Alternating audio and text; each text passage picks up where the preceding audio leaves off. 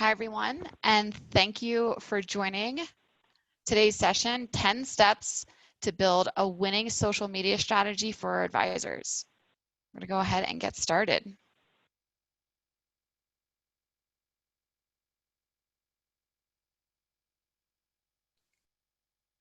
Without a doubt, the way we communicate has changed. It's more evident than ever, especially given our current times. Instead of consulting traditional media, we now turn to online resources and sites to find information on our own and stay connected. In 2005, only about 5% of US adults were using social media, whereas today, almost 3/4 of the US adult population are now using social.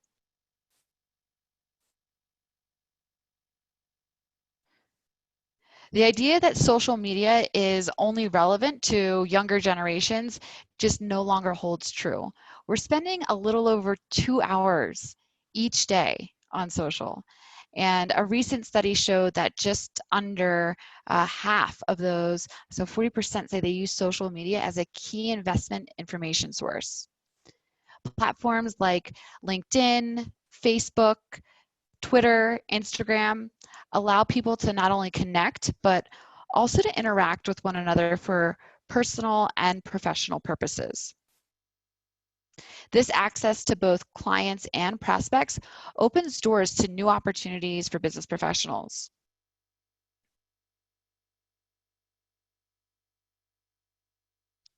Specifically, financial advisors. About half of advisors report using social media, and they're seeing the benefit. They're gaining new clients through it. They're strengthening their client relationships with it. They're communicating more frequently with their clients because of it. And based on what I've just shared, the majority of us in this session right now use social media for personal use, which is very different from using it for business. Making this shift to business use for social can be a challenge, but the financial advisors who understand and embrace these technologies and communication channels and are developing a social media strategy are going to be those that will see a return. I'm Valerie Rivera. I am the Product Marketing Manager for Advisor Branded Marketing at eMoney, and I'm joined by my colleague, Joe. Thanks, Val. Hi, I'm Joe Kozanowski. I am Demand Generation Strategist at eMoney. Thank you, everybody, again, for joining us as we share 10 simple steps to create a winning social media strategy. Today, we're going to provide you with some tips to prepare your social profiles, some best practices on sharing content, engaging with others, and gathering connections, and basic ideas on how you can confidently engage on social media.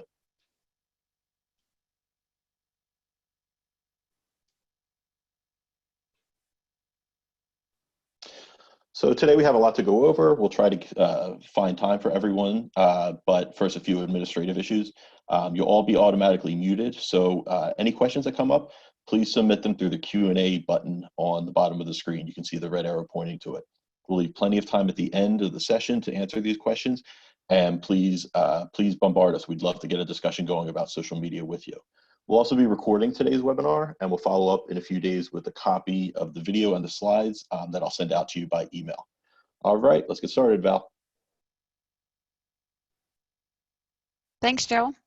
All right, so let's dive into our first step, which is to get a lay of the land for the many different social media platforms that are available. YouTube, Facebook, LinkedIn, Twitter, Instagram, there's a ton, but each has its own niche and its own culture. When we get into drafting our strategy in just a few minutes, we'll ultimately want to be where our target audience is.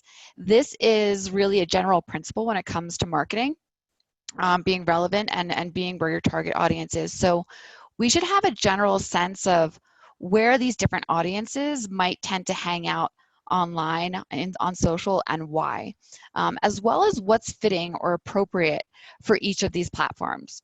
For example, if we look at YouTube, YouTube is a video sharing network, most commonly known for how-to videos. We tend to be more visual learners today.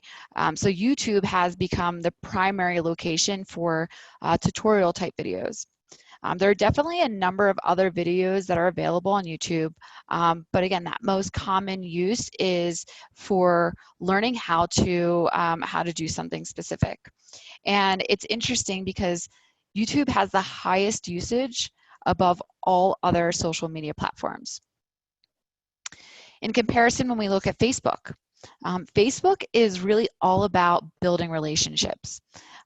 Facebook is more personal, so it's common to see people sharing their opinions, their feelings. We see these maybe rants and raves, but because of this, it's more acceptable to have longer posts than we might see on other social media platforms.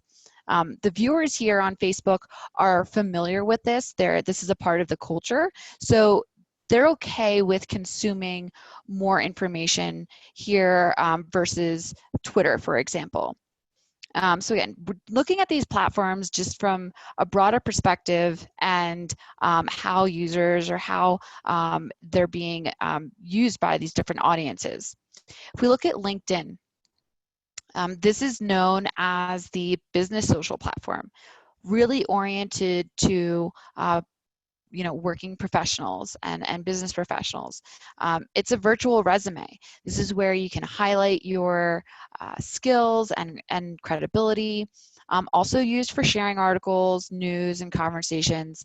But again, very focused on business and professionals. When we look at Twitter, Twitter is basically one giant live conversation. It's designed for users to share short and sweet posts as if they are part of this giant conversation. And, the posts, again, are meant to be short. There was a very strict character limit that Twitter had. They just increased that to 280 characters. So it's always been designed to have these little sound bites or these little short and sweet comments as if you're part of the conversation. And it's really predominantly used for news. Many people use it for the news.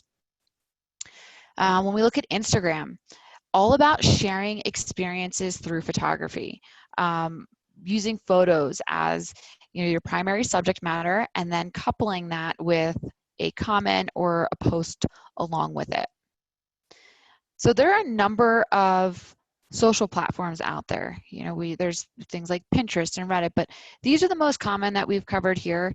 And you want to take some time to learn about each and consider where your target audience might be, how they're using it, so that you can make sure you're getting in front of the right audience.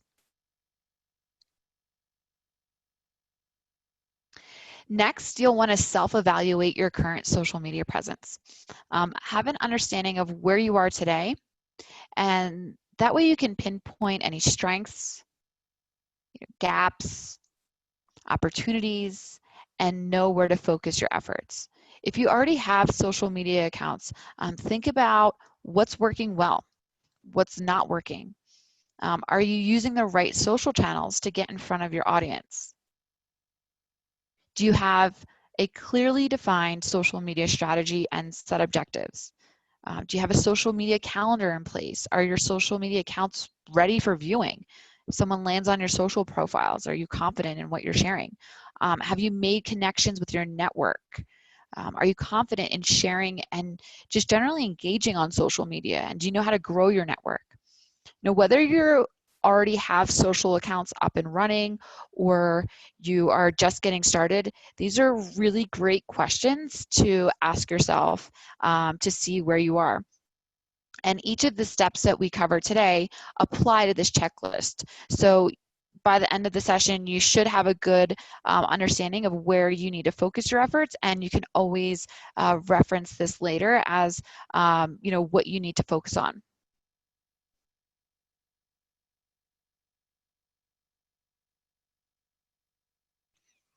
Having a strategy for your social media is key. Sure, you could just wing it, make a few posts, and make a few posts when you get to it, but you would be missing out on an opportunity to grow your exposure at a relatively low cost compared to other traditional marketing methods. So set goals. What do you want to achieve through your social media strategy? If you're not sure where to start, think about what is most important to your firm right now. I think this is always a challenge, where do you start? So think about what's important to your firm, and it might be that generating new business is important, or retaining current clients is a priority. Did you uncover any areas for improvement when you did that self-evaluation we just went through? Reflect on any gaps that you see in your current marketing efforts, because it may be that you are already aware of what you want to fix, and you can transform those obstacles into objectives.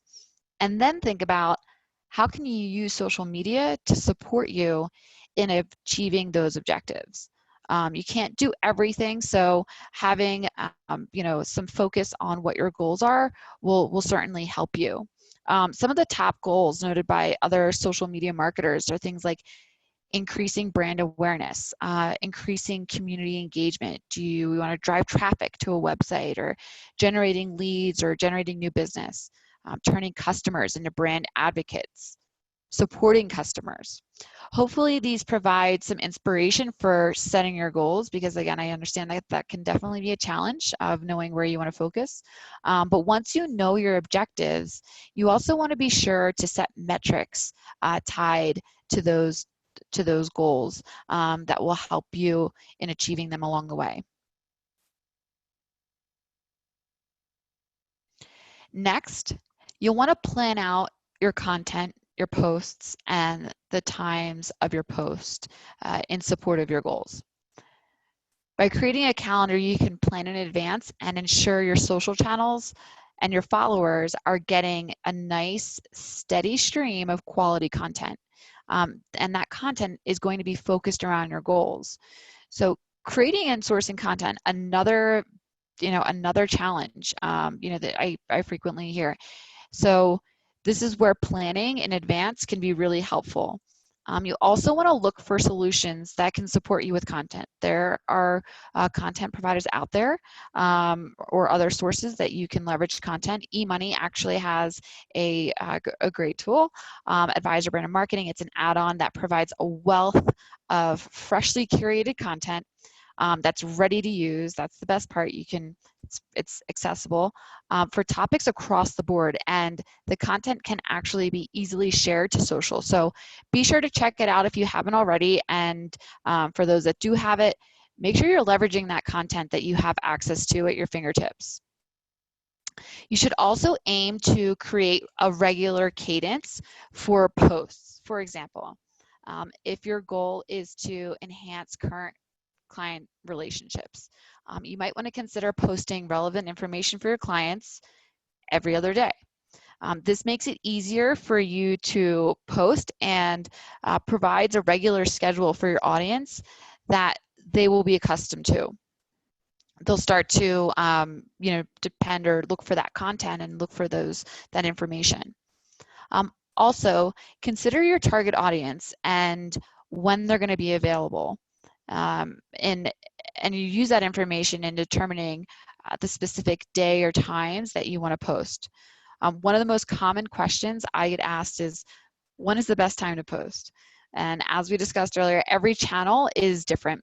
And because each social channel is geared toward a specific use, and may be more relevant to a specific audience, each is going to have their own different ideal post time.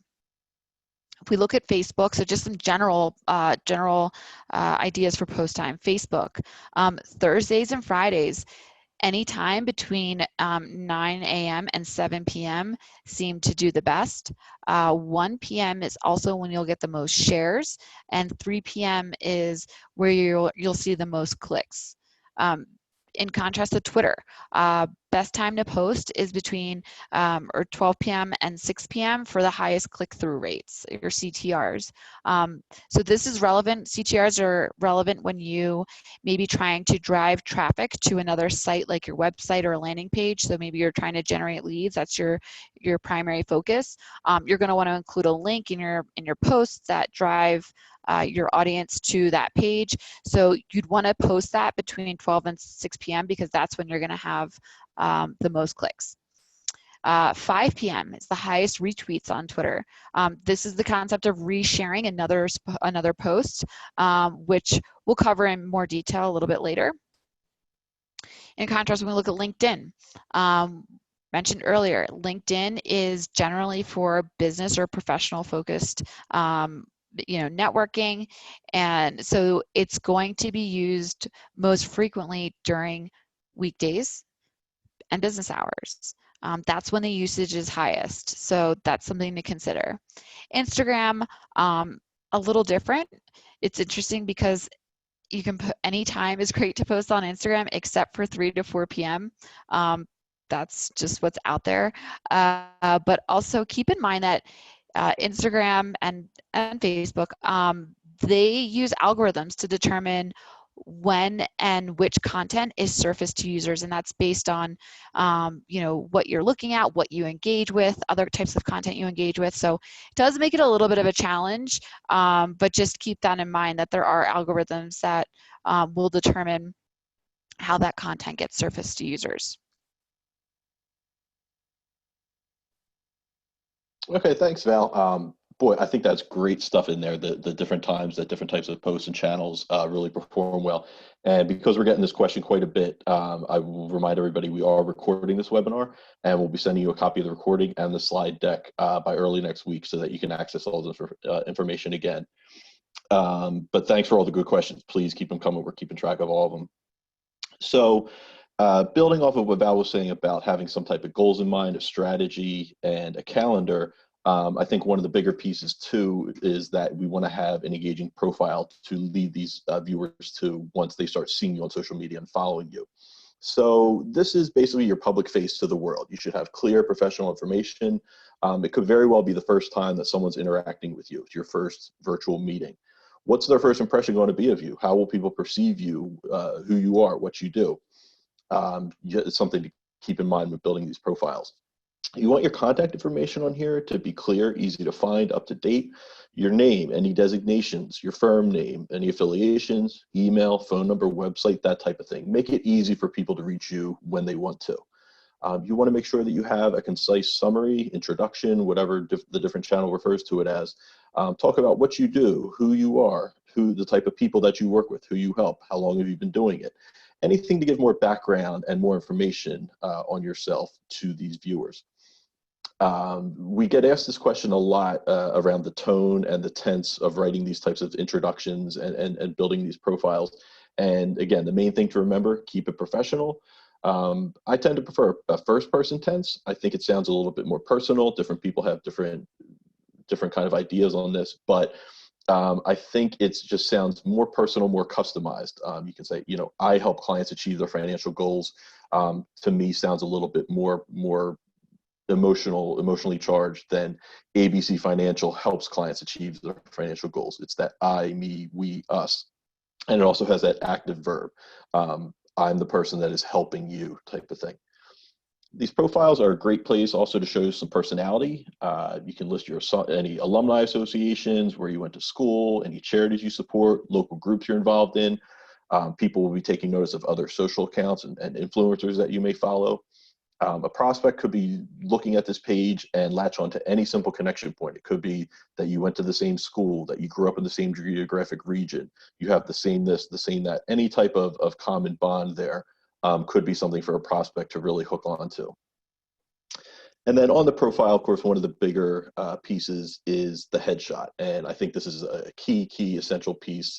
You're in the customer kind of focused business. You should always have a headshot for someone to look at, to view you, to be able to put a face with that name. This should, of course, look very professional. It should be clear and focused.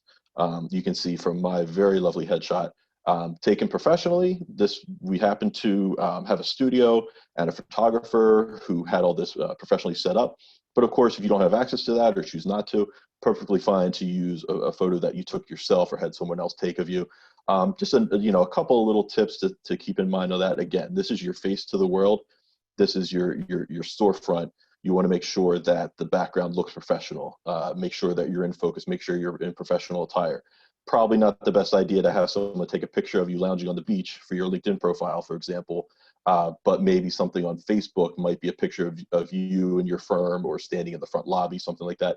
So again, doesn't really have to be professionally done. Doesn't have to take a lot of time or money or anything like that, as long as you're getting your correct image across.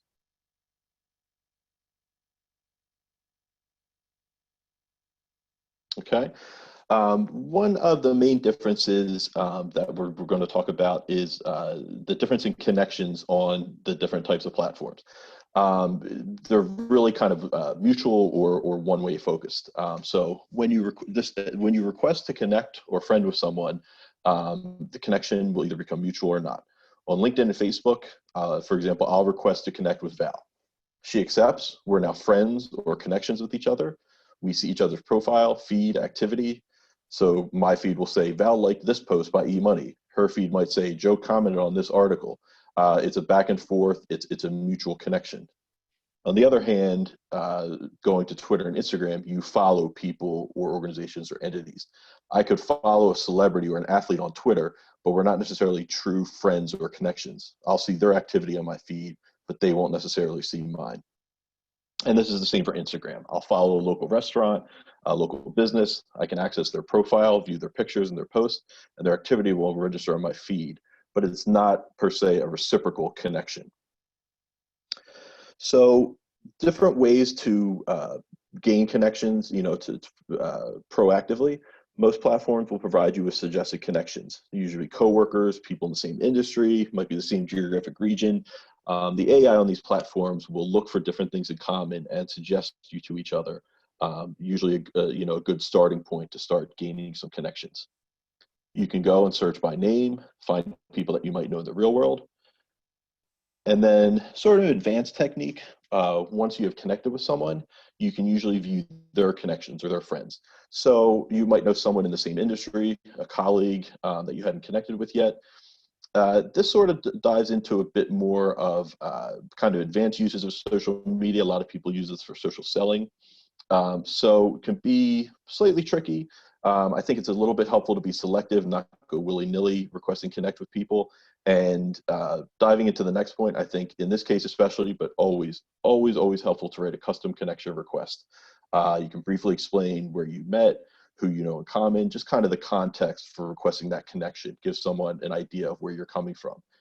Can be very simple, very short. Hi, Katie, we met last week at the Chamber of Commerce meeting. I want to stay in touch. Hi, Bill, I saw we both worked with Paige in the past. I think we should connect. Dan, saw we both graduated from Penn State. We should connect since we're now in the same industry. So see, very straightforward, very simple. Now it gives you that person an idea kind of where you're coming from. I literally last night got a connection request. Stephen, if you're on this call, gold star to you. It was great. Just kind of said, I'm an advisor looking forward to the webinar tomorrow. Very simple, got where he was coming from. Great idea for a connection.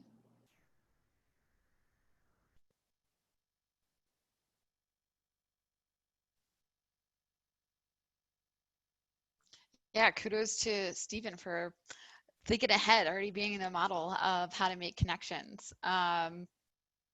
So earlier we discussed the importance of setting goals and sharing content that aligns with those goals. So now that your social profile is set up, you've established those connections, it's time to start executing on posting that content. In addition to following the calendar that you planned, you should consider sprinkling in other posts that show who you are and show your personality.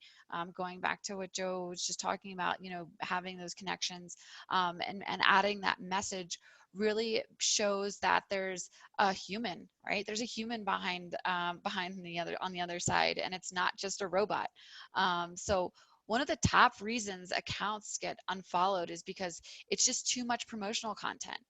So think about other things that you can share with your audience to help viewers get a sense.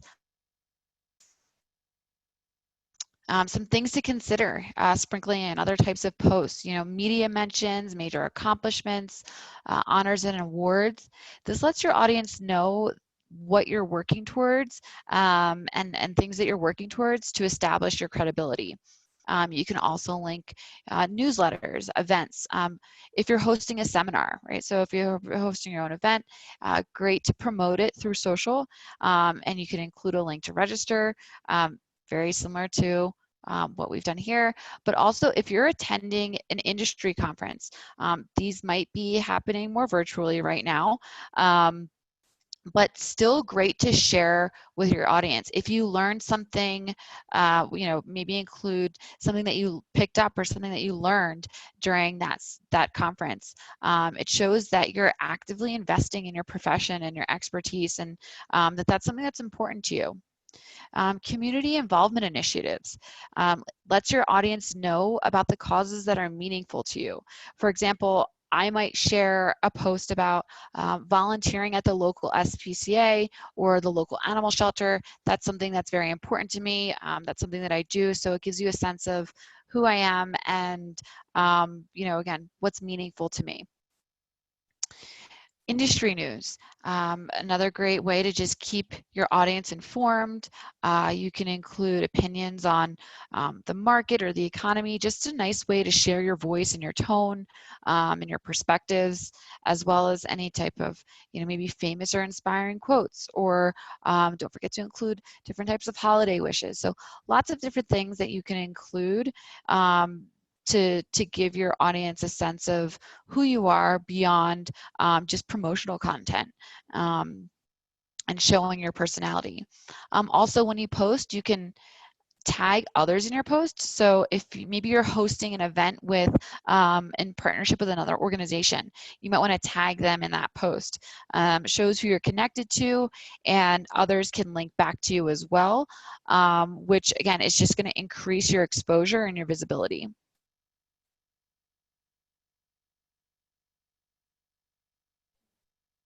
Okay, so now we're talking about posting content, and what's the main goal of posting that content? We want to get engagement. And I think one of the easiest ways to foster engagement is to engage with others on your own. It works both ways. Couple different ways you can do this. Obviously, liking, thumbs upping something. It's a simple way to show agreement. That post will then show up on your own timeline. Joe liked this post. Now people are going to see that post itself. The next level up might be to comment on something. It's your chance to add a short thought, ask a question, congratulate the poster. It'll also show up as kind of secondarily on your feed. So Val might have posted a promo for this webinar today on her social media channel, and I commented, "Sounds great, Val. Best of luck to you." Now that's just more, now Val's followers are going to see my name on there, see my comment, just more brand awareness. And then the third level would be to share this content. You promote the post directly to your own feed, sometimes called a share or retweet. You usually have the option to write a short intro or just publish the post directly to your feed. And this has a couple advantages over just copying and pasting someone else's post. First of all, you don't want to do that. You don't want to steal someone else's content, post it as your own. So by sharing, you're giving them the credit, you're giving them the views as well. Now everyone on your network is going to be able to see their name, their content, their post. So really great way to kind of spread your tentacles a little bit within the social media platform. And just remember that engagement always fosters conversation. People usually take note of when you like or share their posts. Think back to if you're posting to social media now. Think of how many times you see so-and-so like your post. It brings their name kind of back to the top of your head again, refreshes the feed, and really just kind of gets that conversation going between you. The very least, your name appears on the connections feeds more often, just building more brand awareness. Something important to remember, you can't just post content and expect engagement to come in. You should start the engagement. It fosters more visibility. Very easy to go through and like a handful of posts, a handful of pieces of content. And again, this sort of inadvertently and very actively spurs engagement back to your own, which kind of spreads your message far and wide. And the last point I'll make about this type of engagement is, remember, again, this is your professional face. So keep that in mind when if you're thumbs upping to something or commenting somewhere. If you're using professional accounts, probably not the best idea to start getting in a Twitter argument type of thing. Just always kind of keep that professional mode going when you're getting on here, liking, commenting, or sharing something. Okay, so at this point, hopefully you are really socially savvy. You are just killing it on all these social media networks. People are starting to know who you are, recognize your name. So you'll start to receive connection or friend requests from outsiders. These are coming into you. So the biggest thing to remember, you're in control. You can choose to connect with who you want to. This is all inbound. This is your choice to make. Another big question that we get a lot is how to accept different connections, who should be accepted, who shouldn't be. I talk to a lot of people who say they only accept friend or connection requests from people that they actually know. That's all to personal preference. My take is social media is not really the same as real life. You are in a customer facing role, a prospect facing role. You want to kind of spread your name, spread your message far and wide. I don't think it hurts to accept connection or friends requests as they come in. Barring any outliers, it really can't hurt to connect with other people. Any connection that you make, and then thus a connection of that connection, has the potential to become your client, your partner, or just some sort of resource for you. It's just building that friendship and that relationship and that professional network. Broad exposure builds awareness. You'll appear in that person's feed once they're a connection. Others, their connections and your secondary connections are going to see your name, your business. They're going to start to recognize you, see your picture. You never know who might be a connections connection that sees your profile and then reaches out to you. And I think this is a good callback to what we were talking about before with that custom invitation. Think to yourself, are you more likely to accept a connection request if it has a custom invitation? Sometimes all it takes is that short little sentence kind of giving a bit of context, a bit of an idea why the connection is being requested to make all the difference. And I do this all the time. When in doubt, if you're not sure, never a problem to write something back and just say, not sure how we met. Have we met in common? Have we met in person? What do we have in common, type of thing. I think it's the more information you have, the better, but I also think it never hurts to make more connections.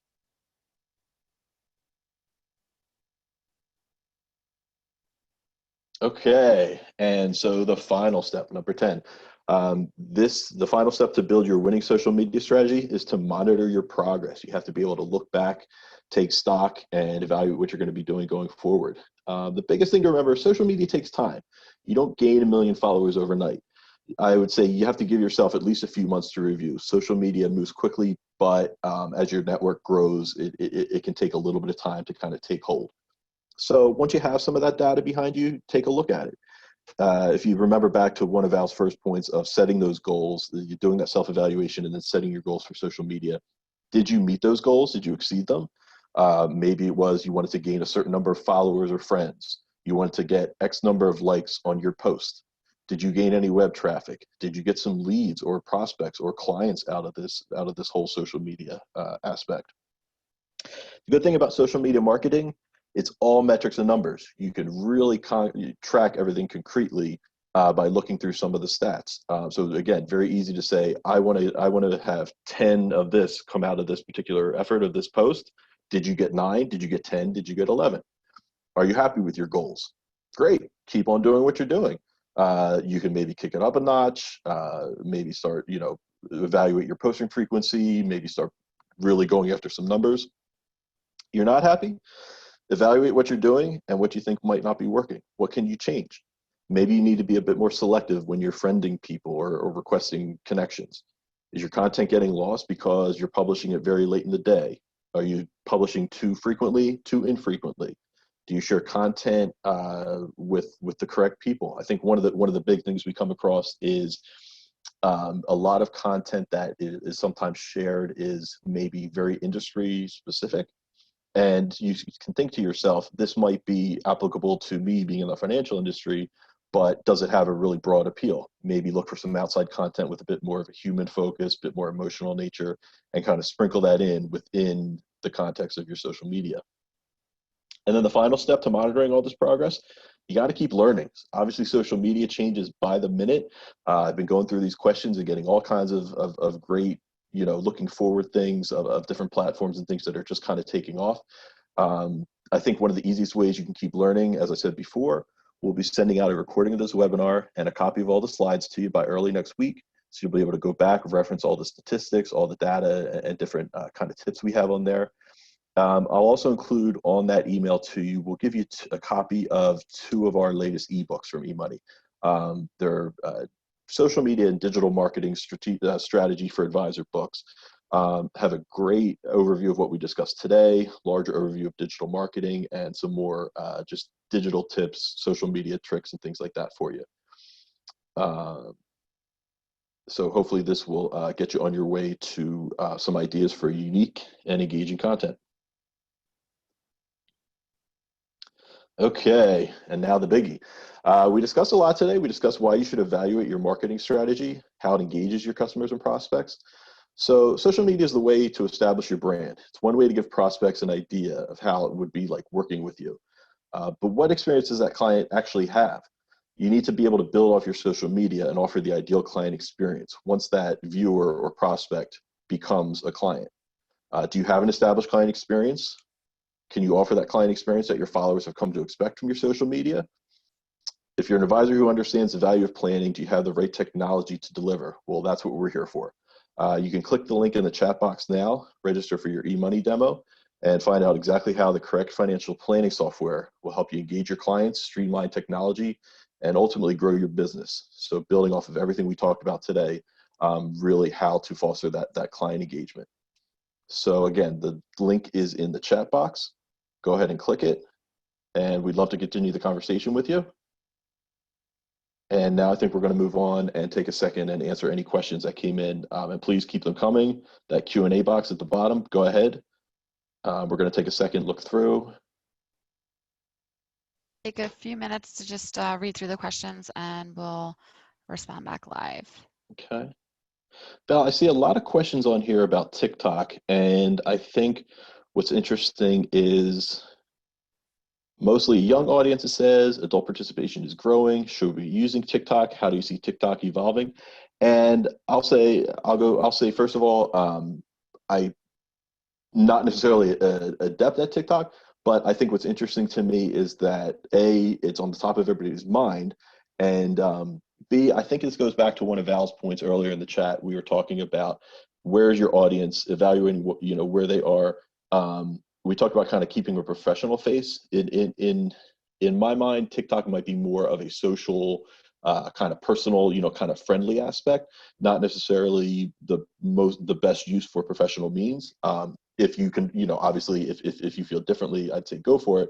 But to me, it might be something where the audience might be a bit younger, maybe not your desired audience that you're going for your social media posts.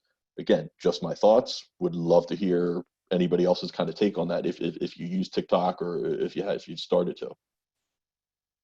Yeah, I'll just add in there, it's interesting because surprisingly, my mom was the one who showed me TikTok.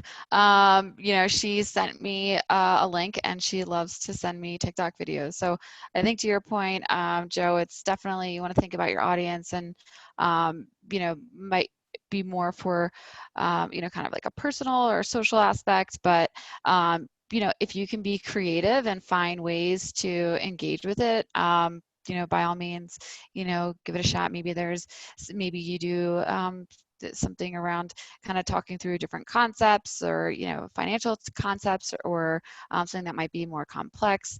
But again, I think it's about being creative and kind of leveraging different ways to get in front of your audience and really where your audience is. Okay. Val, I have a perfect question for you.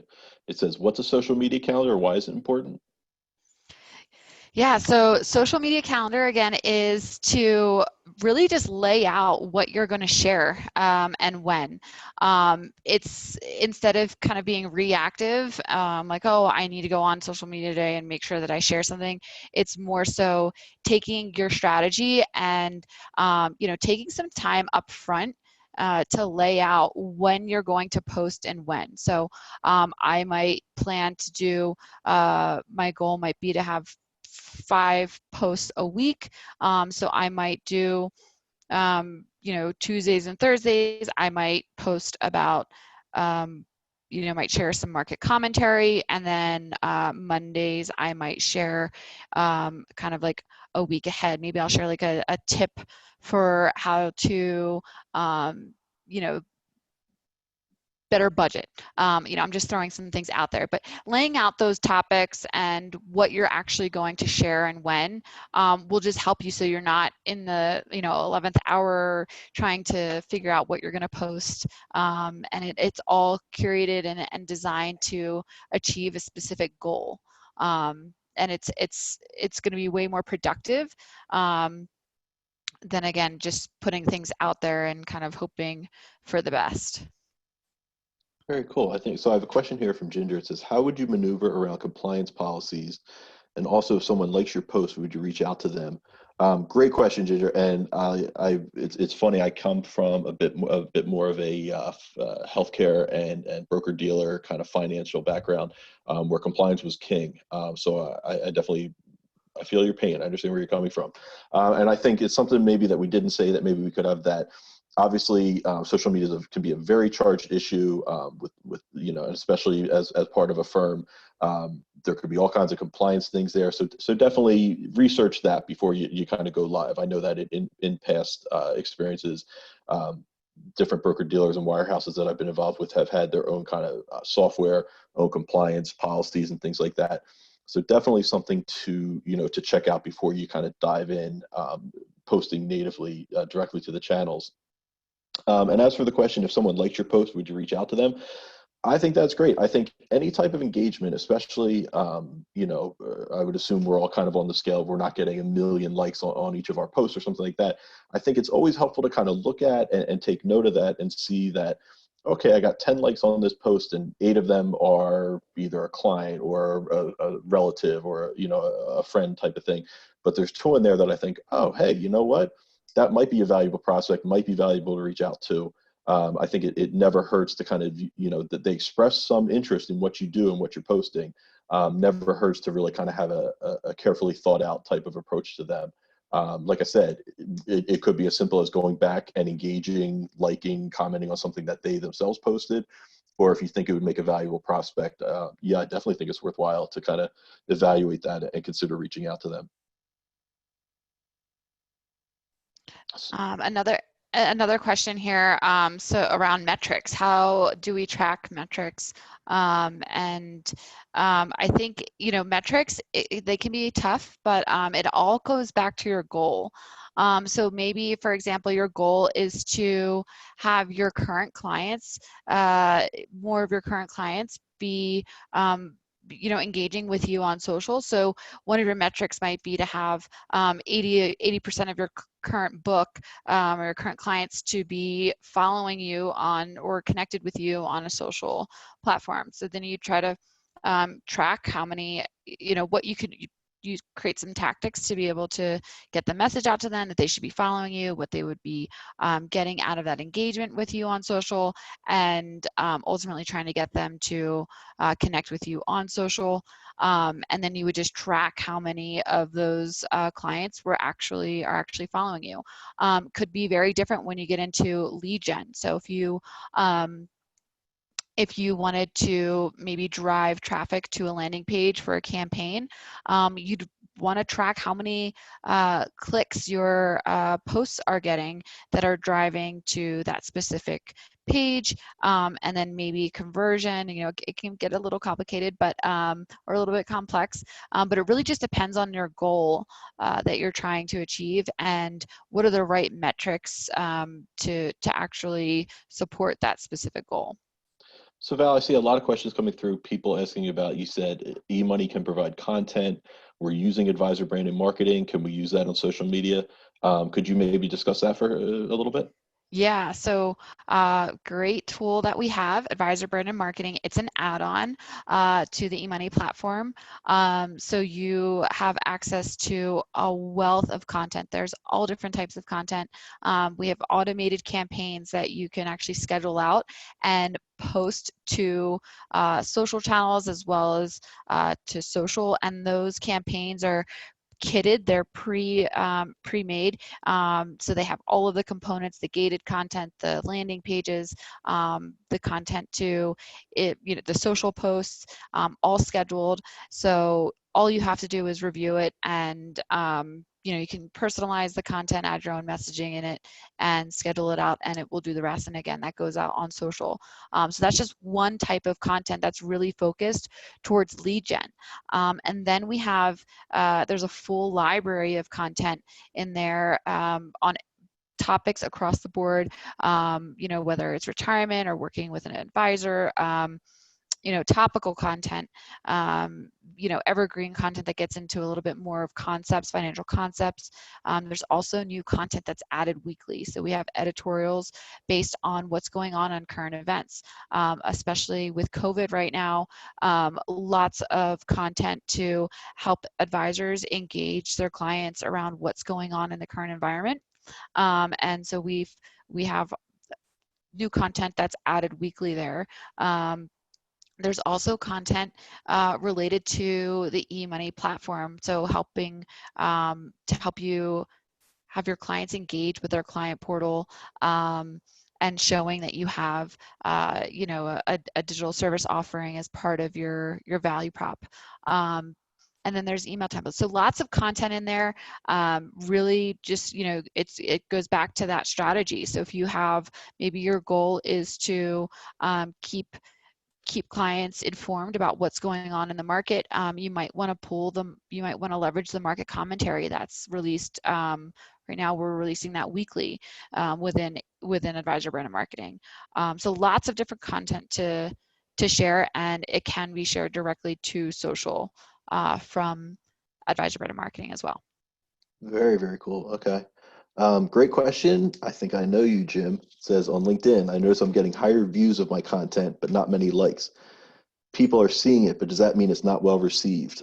Great question. And I think this, again, kind of goes into a bit more advanced strategy. There's the difference between views, impressions, engagement, all these stats and metrics that you can get into on social media.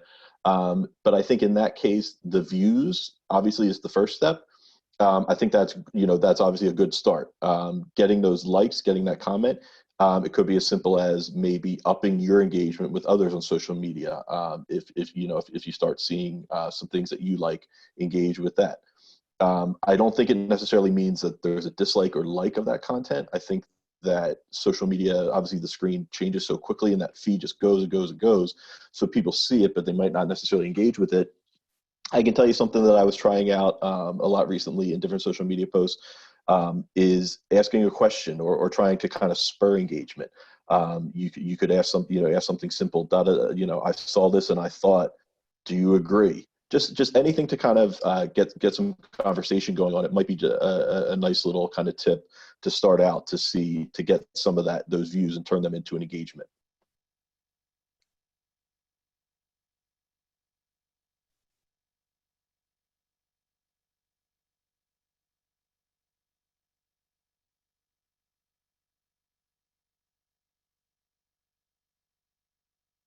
Okay. Still looking at some of these questions and keep them coming. These are really, really good. How often should you post if you do not share something every single day? Liliana, great question. I think that kind of goes back to looking at kind of the different stats. It could be something as trial and error. I think maybe kind of think of if you could have the ability to build that calendar, going back to what Val was talking about. But I'd say, a handful of times a week. I think we all see a lot of people on our feed that are just everywhere. And I think you need some sort of engagement, you need some sort of posting.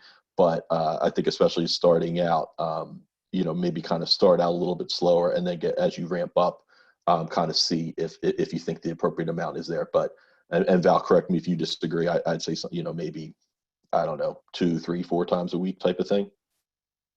Yeah, I think it's good to start out with something that's manageable for you. So if you can do 3 posts a week, that's great. And then try to bump it up. Obviously, you don't want to go overboard. I think if you're posting like 20 times a day, that's a lot. But you should definitely start with what you're comfortable with, and that's where that calendar again comes into play and makes it easy to track and to manage, and then start to build on that. Okay, so a couple of questions about different types of audiences and how to engage them. Are you seeing older or different generations on different social media platforms, the same as younger millennials? How do you engage with high net worth clients and prospects on social media? And again, I think this goes back to something that Val was really stressing in the beginning of the webinar, kind of evaluating your audience and the types of users and the amount of users on each channel. I used to get I would encourage different advisors to use social media before, and I'd get a lot of pushback. Well, I don't think my clients or I don't think my prospects necessarily use social media. Well, I think you'd be surprised. My grandmom is on Facebook morning, noon, and night. And B, even if maybe the client or prospect that you're thinking of isn't, that doesn't mean that their spouse or their neighbors or their children aren't as well. So there's a whole audience out there, even if it might skew a bit younger than your preferred or your high net worth client. I think you'd be surprised they probably are using social media more than you think, and B, even if they're not, they have others that might be that they might be talking with or in connection with that are going to be able to spread your message as well. Yeah, just to that point, I think that to what I kind of opened with around usage, it's no longer social is no longer just for younger generations. I mean, we're all using it. I mean, 75% of adults are on social media, depending on which platform. So I don't think it's a matter of if they're on it. I think it's just a matter of which platforms are going to be the most relevant to a specific audience. Like, I know I have preferences of which social channels I'll use over others. And I just saw some really great statistics, around the volume of people that are on it now. Like, for example, Facebook is right behind YouTube. YouTube has the highest usage, but Facebook is right behind. And that means that the majority of us are on Facebook. We're on there. And so depending on how you connect with them, that's going to be a little bit different. But I think it's just at this point that we've all kind of accepted social media as part of our daily life. Very cool. So Val, if you're okay with it, I think we'll kind of wrap up. Great questions. We're going to continue to kind of we'll answer these as we can. And just a reminder to everybody again, we'll be sending out a copy of this webinar. We'll be sending out the slides with all the information on it, and you'll get 2 ebooks. They're digital versions of eMoney content. They both revolve around digital marketing guides for social media and other digital marketing for advisors. So a lot of what we went over today, going to answering a lot of these questions here that we haven't ran out of time to talk about. But keep an eye out by early next week. You should be receiving those emails. And I'll just again advise you, go ahead in that chat box, that link to request the demo. Great way to talk to someone in our group to answer a lot more of these questions, whether you're a current subscriber, current user of eMoney or not, whether you're a current subscriber to Advisor Branded Marketing or not. We're getting a lot of questions how to maximize that ABM. So great opportunity to click that link and talk to someone on our side and really maximize what you're doing, or just learn more information about eMoney. So with that, I think I'll say, thanks everyone. Really wonderful. Hopefully we can kind of do this again. And please, again, reach out to us, anyone on our team. This is great questions, a great conversation. I know Val and I really appreciate your time today. Yes, thank you so much for joining. We really appreciate you taking the time to join the session today.